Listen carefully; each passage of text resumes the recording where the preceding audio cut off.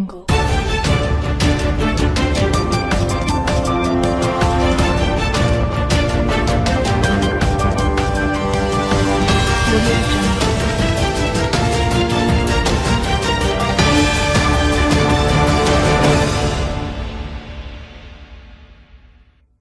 Breaking news. TRAITOR just announced his run for Senate. Throw him back in GITMO.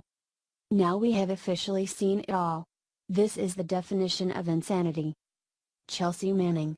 The same Chelsea Manning who was imprisoned for leaking classified government documents appears to be running for the U.S. Senate. Federal Election Commission documents show Chelsea Elizabeth Manning of North Bethesda, Maryland has filed paperwork to run as a Democrat, of course. Can you imagine the person who posted this as a U.S. Senator? This is a move that would put her against two-term Democrat Senator Ben Cardin in the state's June Democrat primary ballot. Cardin is Maryland's senior U.S. Senator, and the top Democrat on the Senate Foreign Relations Committee. Although media has tried to contact her/him/it, Manning did not immediately respond to a request for comment. Nor had she released any statement announcing her candidacy as of mid-afternoon Saturday. Via the Blaze. Bradley Manning is still a traitor. And he's also still a man. The Democrats have, for several months now, been in a state of convulsive rage over WikiLeaks. They tell us that WikiLeaks is in league with Putin. They tell us that WikiLeaks subverted our system and destabilized the very foundations of our democracy. WikiLeaks stole the election. Sabotage. So on and so forth. With this in mind, it seems a little odd that right in the midst of this apocalyptic hand-wringing over WikiLeaks, the president would choose to commute the sentence of a guy who went into a war zone, stole reams of classified files, and gave them to WikiLeaks. Bradley Manning didn't merely release email correspondences between DNC officials where they complain about Bernie Sanders and talk about spirit cooking. These weren't embarrassing revelations about a political party. These were hundreds of thousands of secret documents relating to national security, appropriated during a time of war, and leaked indiscriminately with no regard to how it would undermine our war efforts and even less regard for the lives it put at risk. The Democrats apparently want us to believe that humiliating Hillary Clinton is a far worse crime than jeopardizing the safety of our troops, intelligence officers, and allies. The word outrageous does not even begin to describe what's going on here. It would appear self-defeating as well. Why would the Democrats, who have almost unanimously applauded this move, by the way, suddenly decide to undermine their own case against WikiLeaks? Shameful hypocrisy has never slowed them down before, granted, but even by their standards this is a rather extreme case of it.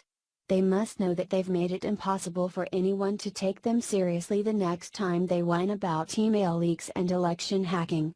It so discredits them, makes so little sense, makes them look so utterly foolish, renders their own arguments so fantastically irrelevant, that you may conclude that the entire Democrat Party has gone into a state of collective psychosis. That's not a bad theory. Not too far from the truth, either. But there is, you might say, a method to this madness. And you can understand the method once you understand that, in the world of modern leftism, the letters LGBT override anything and everything. At the very top of the progressive victimhood hierarchy sit the members of this elite club. Any opportunity to advance their cause must be exploited.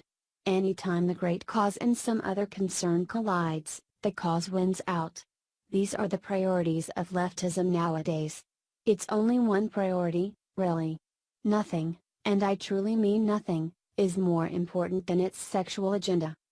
So, Bradley Manning, a traitor to the United States who gave assistance to the enemy, a convicted spy who would have been put in front of a firing squad not too long ago, will now be a free and celebrated man for one single reason: he pretends he's not a man. Because Manning came out as transgender after committing his act of treachery, he became a hero to the left. A trans hero, specifically, which is the most heroic kind of hero. That's why he will be getting out of prison. For that reason and no other. The left admitted up front that it wants Manning out of prison solely because he cross-dresses. Before his commutation was announced, the media wrote story after story describing the bleak life of a woman in a men's prison. They insisted that it's an injustice to force a woman to remain incarcerated with men. And they're right, that would be an injustice, but no such injustice had actually occurred. Bradley Manning was a man when he entered prison. He's a man now. He'll be a man when he leaves. He'll be a man until he dies, and even still afterwards. Complaining that a transgender woman wasn't transferred to a women's prison is like complaining that a lunatic who thinks he's a polar bear won't be transferred to the local zoo. As per usual, Manning had already been given enormous privileges thanks to his transgender status. The government was bending over backwards, going to extraordinary lengths, to accommodate his delusions. She can now wear female prison undergarments, including a sports bra, and subdued cosmetics. In early 2015, she was permitted to get speech therapy to feminize the tone and pitch of her voice and began cross-sex hormone therapy prescribed, Mr. Strangio said, by an endocrinologist brought in from the military's Walter Reed Hospital. Since then, Miss Manning wrote, she has developed breasts and curvy hips. There have been significant changes since I've been taking the hormones, and I am happy with them, she said. But, citing security risks, the military rejected the recommendation of an outside psychologist who said she should be permitted to further feminize her appearance by growing her hair longer than male military standards. Mr. Strangio is helping her challenge that restriction. But this wasn't enough. It never is. We were using tax money to facilitate the sexual fantasies of a traitor, but still the left was not satisfied. They never are. Manning's transgender status shouldn't merely entitle him to privileges in prison, they demanded. It ought to entitle him to a get-out-of-jail-free card. The laws against espionage ought to be suspended in his case. Let other spies and traitors face the just consequences, but not Manning. He's better than them. He's more important. He's at the top of the victimhood hierarchy.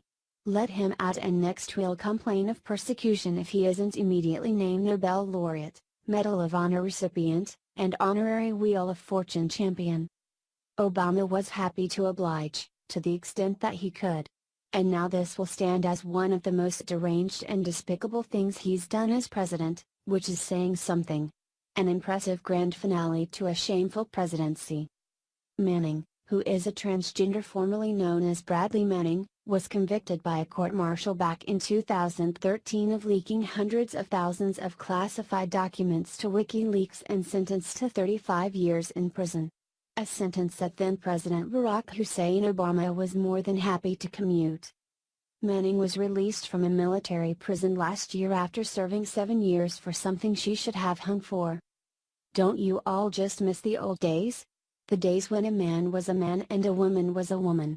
The days when you knew how to address a person without them having a fit over it. And to top it all off, now this traitor will be running for the United States Senate? Huh? Can we please once again start electing people who have the qualifications for office, not because of their skin color or sexual preferences?